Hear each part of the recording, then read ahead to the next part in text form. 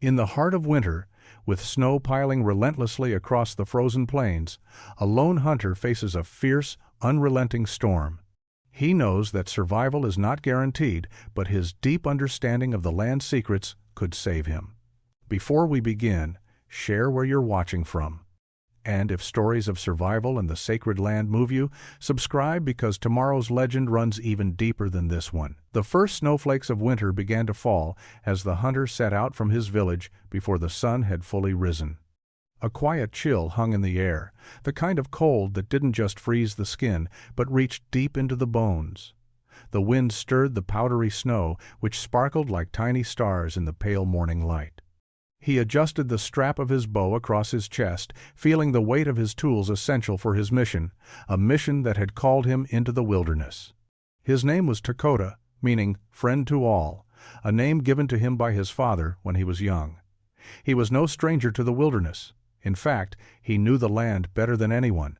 The great forests, the rocky hills, and the vast snow-covered plains were like old friends, their whispers and movements guiding his every step.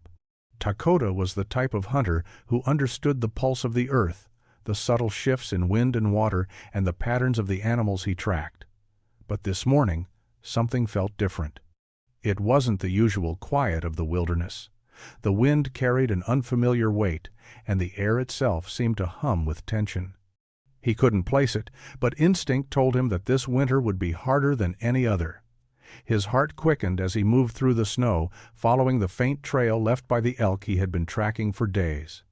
He knew this land, but today it seemed to be shifting beneath his feet, as if preparing to test him in ways he had never experienced. Dakota paused at the edge of the forest, his breath forming clouds in the frigid air. He could feel it, the storm was coming. The snowflakes began to fall faster now, heavier, swirling in the wind. The clouds above thickened, blotting out the pale sun, leaving the world below in an eerie gray haze. It wasn't just a snowstorm. This was something far worse, something Dakota had heard whispered about in the long stories told by his elders, a storm capable of swallowing the land whole. His hand instinctively went to the amulet his grandmother had given him, a small, carved piece of bone that had once belonged to his ancestors. "May the spirits guide you," she had said, placing it in his hand when he left for his first hunt. Now, as the wind howled and the snow thickened around him, Dakota closed his eyes, offering a silent prayer. The land would test him, but he would not fail. With a final glance at the trail, he turned back toward the village, his steps quickening. He could sense the storm gaining strength with each passing second. He had to prepare. He wasn't just hunting elk today. He was hunting for survival itself. The storm struck with a fury that Dakota hadn't expected. Just hours after he'd left the shelter of his village, the wind began to howl through the trees like a wild animal unleashed. The snow that had fallen gently at first now came in thick, biting flurries, whipped by gusts that made the trees groan and the earth beneath his feet shift. He pulled his cloak tighter around his shoulders, feeling the biting cold already seeping through the thin layers of fur and leather. There was no time to make it back to the village now, not with the storm gaining force like this. The elk's trail had disappeared in the snow, swallowed whole by the swirling blizzard. The only thing left was the heavy, oppressive whiteness and the sound of the wind, a constant, unrelenting roar that left no room for thoughts of escape. Dakota's breath came in shallow, hurried gasps as he moved forward. But each step became more difficult, the snow piling deeper beneath his boots. It was as if the very land was conspiring against him, trying to pull him into its icy grip. He knew the wilderness. He had survived countless winters, spent days without food or shelter, hunted game through the thickest of snowstorms. But this was different. This was no ordinary storm. Dakota could feel the earth trembling beneath his feet, as if it too was preparing to endure something far beyond the usual winter trials. This wasn't a storm he could outlast by simply waiting it out in a tree or finding a temporary shelter. This storm was unforgiving, and the land was vast, empty, and cold. The first thing Dakota realized was that the storm wasn't going to pass quickly. The wind whipped around him, fierce and shrill as it carried flakes of snow like sharp needles against his skin. He adjusted his position, squinting through the blizzard, searching for something, anything that could offer protection. But all around him, there was nothing but the relentless storm and the thick white haze of snow. His thoughts became sharper, his senses alert. The mountain, the forest, and the very air he breathed felt hostile now.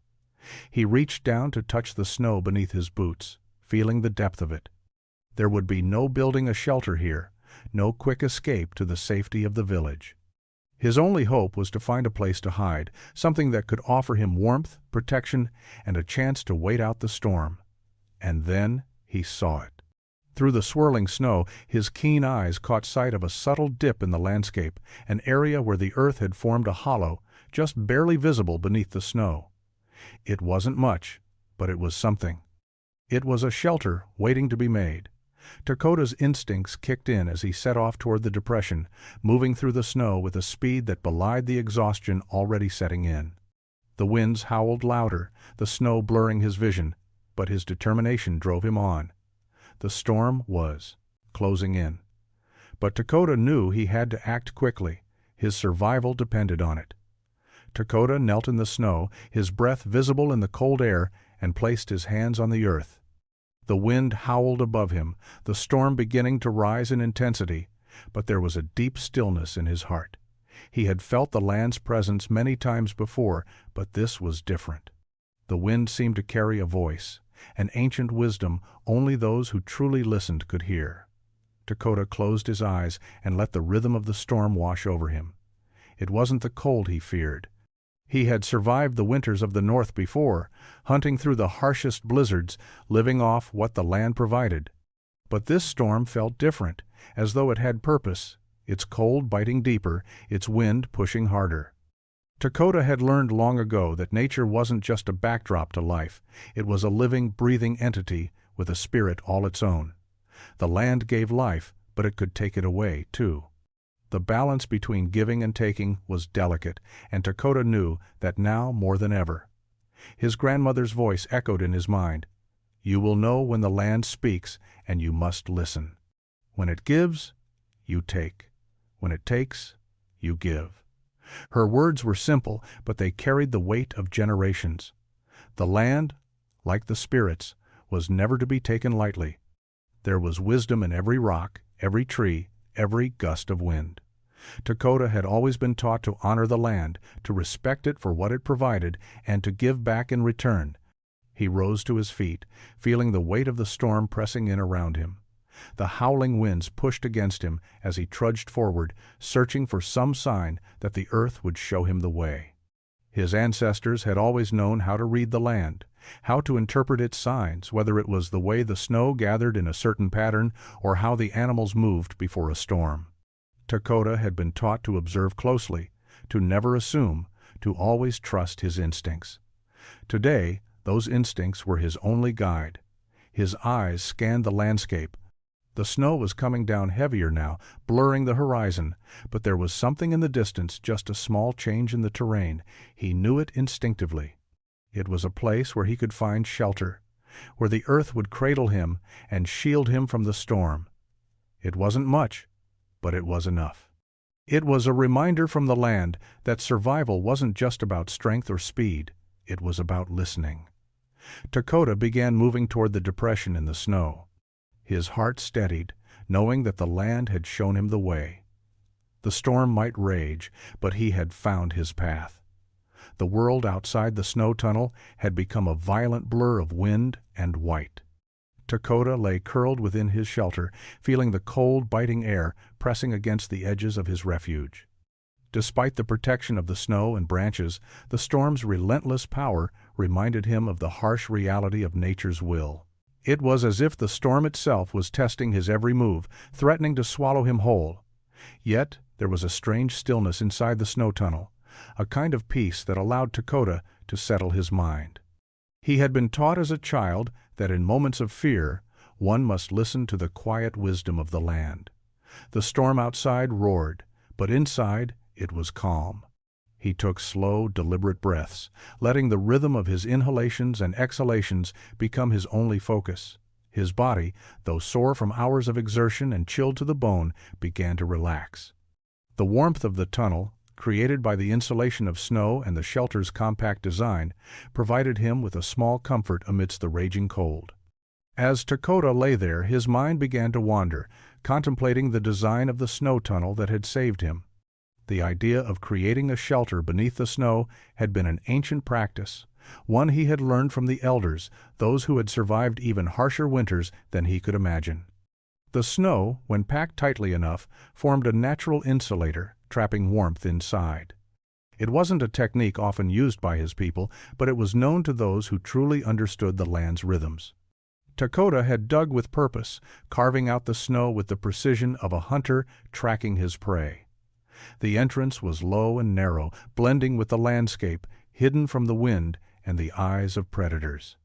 From the outside, it appeared to be just another snowdrift, a feature of the storm's fury. But inside, it was a refuge, a place where the cold could not reach him.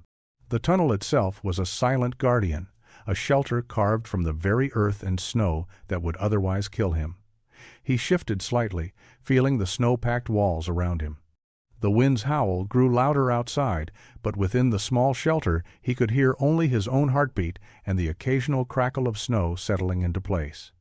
The air inside was still, not damp like a traditional shelter, but fresh and cool, a sign that the tunnel had been crafted well.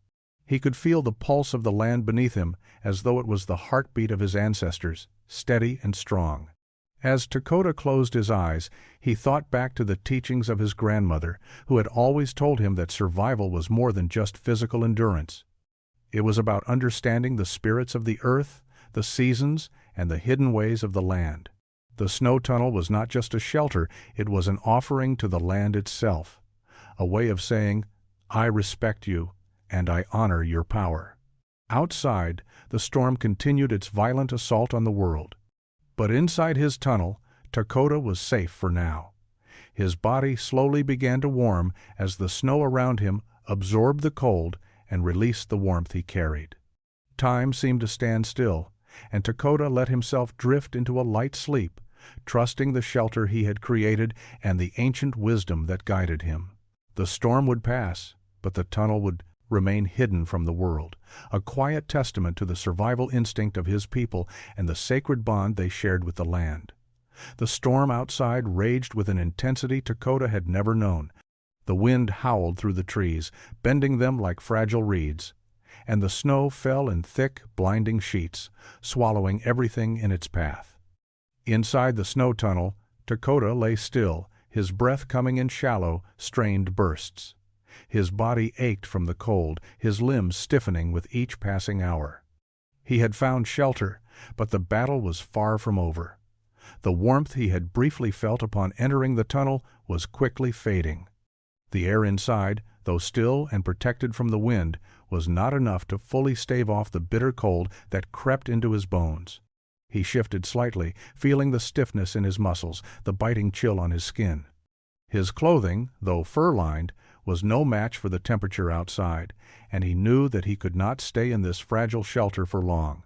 Dakota's mind raced as he calculated his chances. His food was nearly gone, and hunger gnawed at him relentlessly. His body was weakening from both hunger and the cold, but he had no choice but to wait. The storm was too fierce to travel through, and his only hope was to endure. He thought of the teachings of his elders, of the stories they had told him as a child. They spoke of surviving the harshest winters, of enduring when it seemed impossible. The storm had arrived unexpectedly, but he had no choice but to face it. Patience, Dakota thought. Patience was as important as any weapon. His elders had taught him that survival was about waiting when necessary, enduring when it seemed impossible. The snow tunnel would protect him, but only if he remained calm. He closed his eyes, focusing on his breath, letting his body relax despite the cold. It was difficult, but he had learned to control his fear, to let the storm rage around him while he remained still.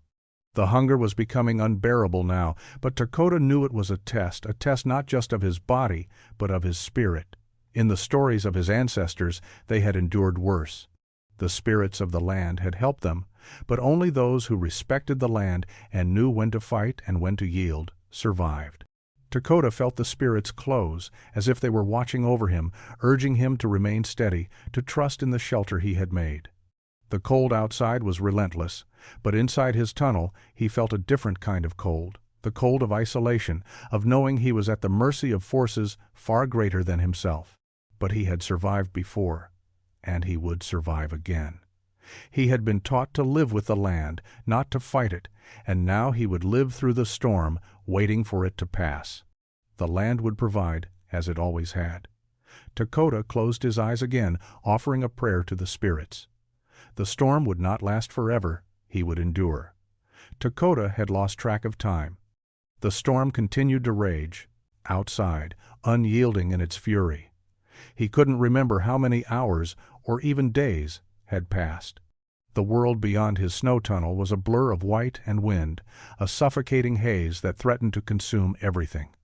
Inside the tunnel he found some comfort, but the bitter cold gnawed at his body, and hunger tugged at his stomach. Yet his resolve remained firm. He had survived worse, and he would survive this. Each night the cold deepened, and Dakota could feel the icy grip tightening around him. The small shelter, though protecting him from the worst of the storm, could not completely keep out the chill that seeped into the earth, into his bones. He huddled deeper into the snow, wrapping his fur cloak tightly around himself, but it wasn't enough. The cold was a constant, insistent presence, a reminder that the wilderness was indifferent to his struggles. The hunger, too, was a relentless companion. The small rations he had brought with him were gone now. He had eaten sparingly, each mouthful a precious gift from the land. But now the hunger was a gnawing emptiness, a pain that added to the weight of the cold.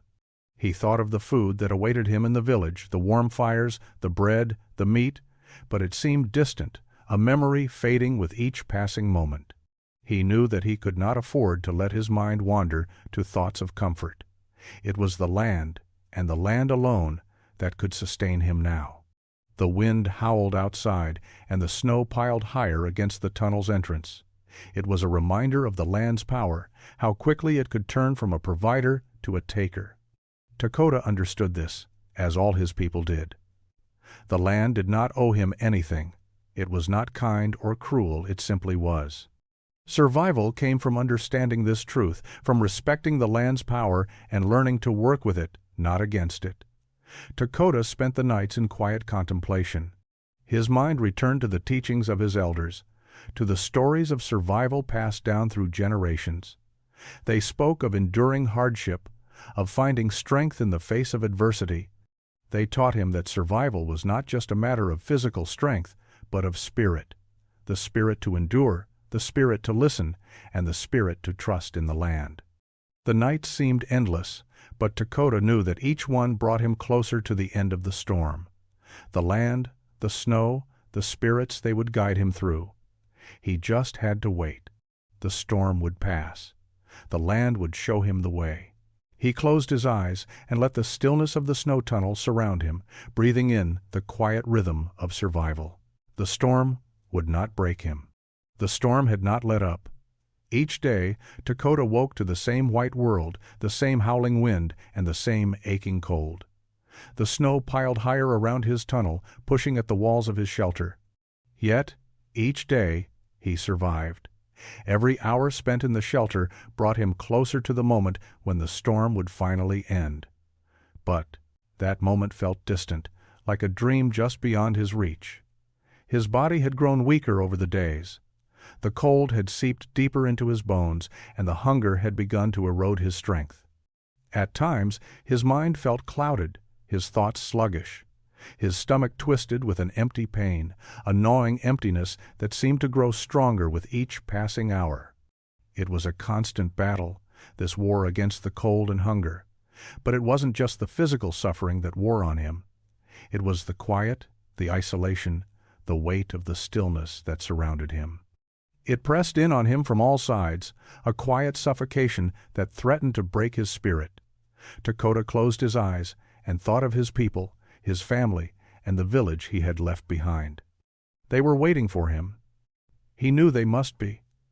The thought of them gave him some small measure of comfort, but it also filled him with guilt. He had set out to hunt, to gather food for the village. But now he was nothing more than a man lost in the wilderness, struggling to survive. He had always been strong, always confident in his ability to endure. But now doubt crept into his thoughts. What if he couldn't survive? What if he never saw his family again? The hunger in his stomach was a constant reminder of his vulnerability. Every time it twisted inside him, he could feel the weight of his own weakness. He had been taught to be strong, to never show fear, to always rely on the land and his own skills. But now, in the silence of his snow tunnel, he could not deny the fear that gnawed at him. He was alone, and the storm seemed endless. Yet, in the midst of this struggle, there was a voice, quiet but steady. It was the voice of his grandmother, her words rising up from the depths of his memory. "You are not alone, Dakota. The land will never abandon you. The spirits are always with you." He breathed in deeply, drawing strength from her words. His grandmother had known the land better than anyone. She had known how to survive, how to listen to the whispers of the earth. Dakota took another deep breath and closed his eyes. He would survive. The land would provide. He had to trust in that, even if it seemed impossible. The storm would pass. The land would show him the way. Dakota awoke to a sudden stillness. The wind had ceased its howling, and the snow that had relentlessly fallen for days had quieted to a soft flurry. It was as if the world outside his snow tunnel had exhaled, the storm's fury spent. Dakota lay still for a moment, listening. His breath echoed in the silence, and the weight of the cold that had clung to his body for so long felt less oppressive. Slowly, he shifted his position, feeling the stiffness in his limbs from days of near immobility. His mind was foggy, as if waking from a long, restless dream, but one thought cut through the haze. He had survived. The storm had raged for 12 nights. 12 long nights of isolation, hunger, and cold. And now Dakota was still, here, alive. His body was weak, his energy drained, but his spirit, the one thing the storm could not take, remained strong. The tunnel, simple yet clever in its design, had kept him safe. It was a humble refuge, formed from snow and earth, hidden from the worst of the storm, and it had worked. Dakota slowly crawled to the entrance of the snow tunnel and peered out. The world beyond had transformed. The fierce, swirling winds had given way to a peaceful quiet. The snow, while deep, was no longer falling with the same intensity. A soft layer covered the landscape, and the trees, bent low under the weight of the snow, now stood in stillness, their branches heavy with ice. The sun, though faint, broke through the gray clouds, casting a pale light over the land. It was the first sign of the sun Dakota had seen in days. He let the warmth of it touch his face, letting it soak into his skin. He knew the worst had passed. The storm was gone, leaving behind a frozen world that shimmered with a strange beauty. The silence, though eerie, was welcome. It was the silence of victory, the victory of survival. Dakota's mind wandered back to the tunnel, to the hours spent within it, surviving on little more than his determination. He had come to understand something deeper during those 12 nights. Survival was not just about physical endurance. It was about patience, about resilience in the face of overwhelming odds. It was about listening to the land and trusting that, if he worked with it, it would offer him what he needed. The storm had tested him, but it had also shown him his own strength. The land had provided, and he had honored it. He took a deep breath, feeling the cold air fill his lungs. He was alive. He had made it through the storm. And now, as the land began to settle, he knew it was time to move on. He would return to his people, sharing his tale of survival. But more than that, he would carry with him the knowledge that the land would always guide him if he only took the time to listen. The storm had passed, and Dakota had endured. The journey back to the village was slow, but Dakota felt lighter with every step. The storm had left a transformed world behind, a world covered in a blanket of snow and ice, but it no longer held the same terror. His body, though exhausted, moved with purpose, and his mind was clear. He had faced the storm, survived it, and now he was returning to the warmth of his people. As Dakota made his way across the snow-covered landscape, he reflected on the days spent in the snow tunnel. Each hour had been a test, a challenge to his endurance, his will to survive. The hunger had come close to breaking him, and the cold had pressed against him with an intensity that made him question whether he could go on. But the lessons of his ancestors had kept him strong. He had learned to listen, to respect the land and the spirits that lived within it, and to trust that survival was as much about spirit as it was about physical strength. His thoughts turned to his family, to the faces of his people waiting for him in the village. He could already see them in his mind: his mother, who had taught him the ways of the land; his father, who had shown him the strength of a warrior; the elders, who had passed down the wisdom of survival. They would be waiting for him, and his return would be a moment of celebration.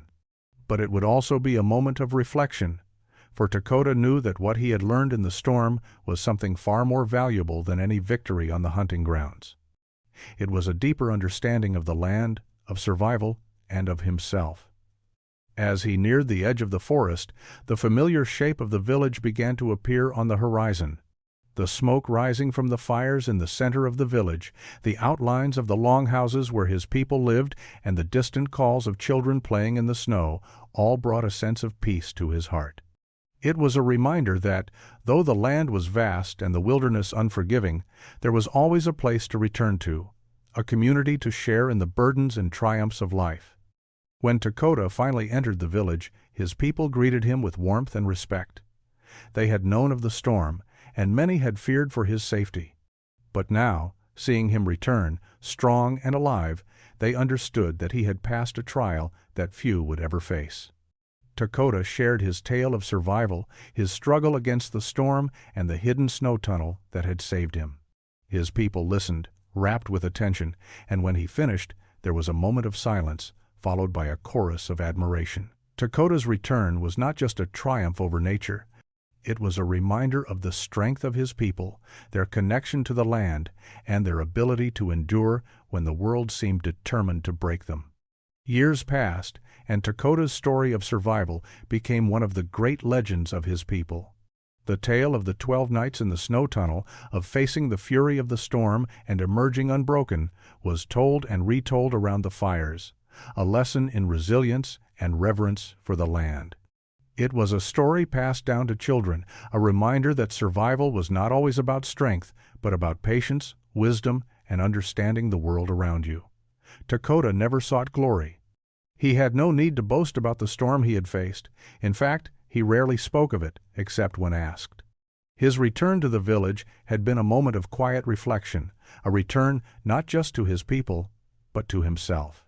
The land had tested him, but it had also shown him something deeper, the way in which survival was not just an individual act, but a relationship with the world around him. He had survived because he had listened to the land, honored its power, and trusted in its wisdom. Years after the storm, Dakota found himself sitting with the elders once more, their voices now softer, their faces weathered by time, yet their wisdom still as strong as ever. He had taken his place among them, not as a young hunter, but as a keeper of the stories, a teacher to the next generation. It was his turn to pass down the lessons he had learned, the lessons that the storm had given him. The land will always provide. Dakota said one evening, his voice steady, the weight of his experience behind it. But it will also test you. It will ask if you are worthy of its gifts. The spirits of the land do not give freely, they give to those who honor them, to those who respect the land's power. It is not enough to survive. You must learn to live with the land, to understand it, to listen. The younger hunters listened intently, their eyes wide with respect. Dakota's words held the weight of experience, and they understood that survival in the wilderness was not just about hunting or building shelters. It was about listening, about understanding the subtle language of the land, the way the wind spoke, the way the snow drifted, and the way the animals moved. As Dakota spoke, he could feel the presence of his grandmother, his father, and all those who had come before him. They were with him in every word, in every lesson passed down. The stories of survival were not just tales, they were the wisdom of the people, the knowledge that had allowed them to thrive for generations. The snow had long since melted, but the lessons of that long winter storm remained, embedded in Dakota's heart. And as the new generation learned, they too would carry the legacy of survival not just against the land, but with it.